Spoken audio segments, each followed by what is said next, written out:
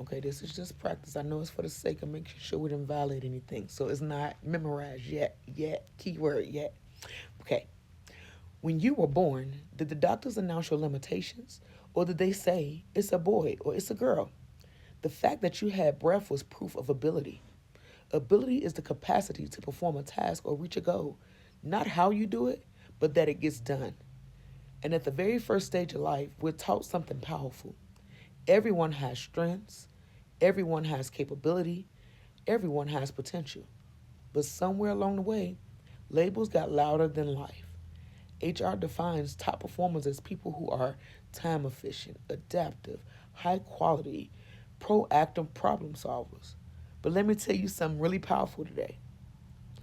That is the life every day of a person living with a different ability.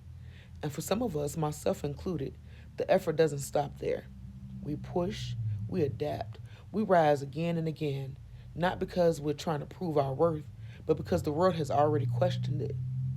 People who live with a different ability often work twice as hard just to feel at home in their own bodies every day. We walk out the house as top performers every single day. We didn't choose extraordinary strength, our circumstances required it mentally, emotionally, spiritually, and physically. Strength not to be better than anyone, but to survive and still live fully and thrive in a world that challenges us every day on top of what we're already personally challenged with. It sounds like ROI needs different abilities. But first, we need accessibility for us just to get in the damn door. Imagine the ROI when people who already know how to adapt, problem solve, and persist are finally given full access to succeed. Accessibility is not an expense, it's an ROI strategy. Growth lives in understanding what you've never had to understand. Companies spend more money on call outs, turnovers, and on lost productivity, all because systems are out of date and wasn't built for everyone. And most of that comes from one thing: not understanding what you've never experienced. Books can teach theories, training can teach policies, but lived experience teaches reality.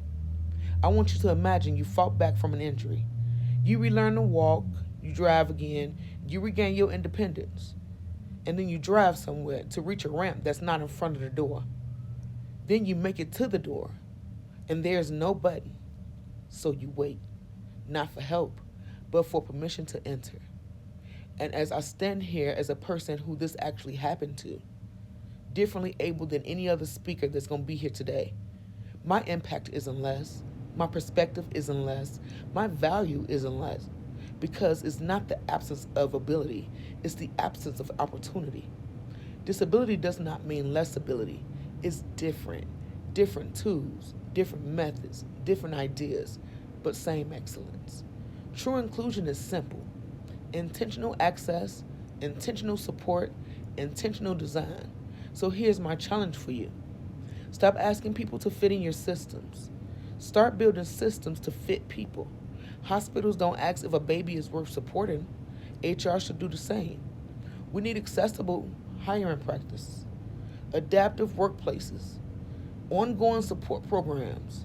We need buttons anywhere there's accessible parking, wider doorways, accessible bathrooms, not accommodations, but systems, not sympathy, but infrastructures, not compliance, intentional inclusion. No dis, just ability.